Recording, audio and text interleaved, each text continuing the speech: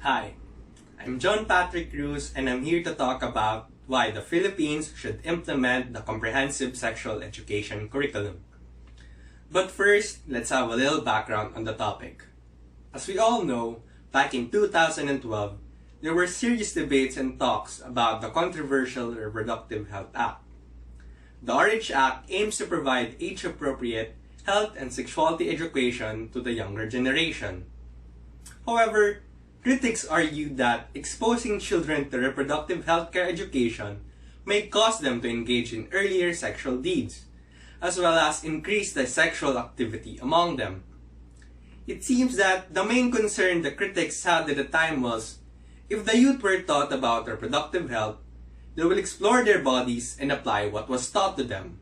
Well, in reality, we cannot truly control the behavior of children, especially if there's no one looking after them.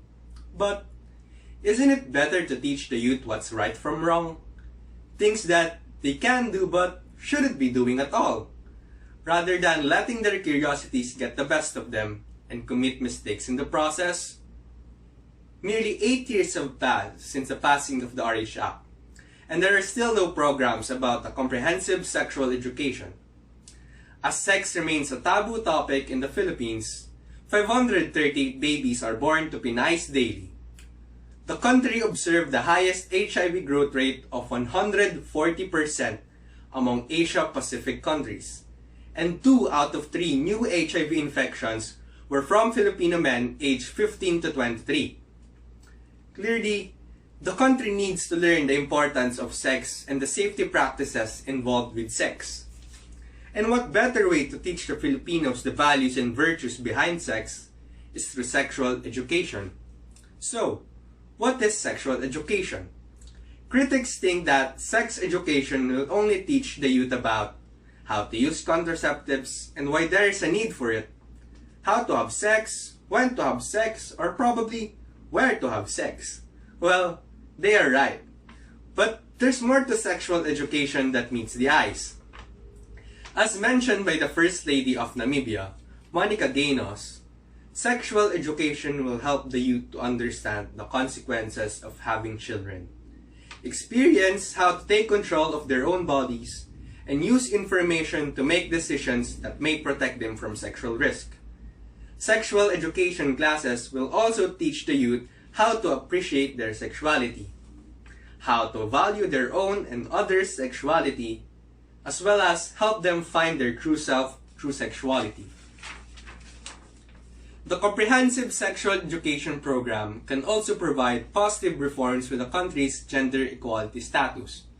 According to Joanna Herat, sexual education is a pathway for gender equality, as it will help prevent gender-based violence in the society. Sexual education can improve self-esteem, change attitudes, and social norms. As we all know, gender norms can lead to gender bias and gender inequality. Sexual education may also help in preventing sexual harassment, as it teaches students to respect the body and the importance of consent. The goal of sexual education is to empower the youth by providing them crucial information to their bodies. Sexual education will not encourage sex. Rather, it would delay the youth from having sex too early, and then regret their poor decisions at the end. Implementing sexual education in the Philippines would not be an easy task. It will require proper and adequate actions from the Department of Education, as well as the people involved. We can also agree that implementing sexual education may break down the conservative culture of us Filipinos.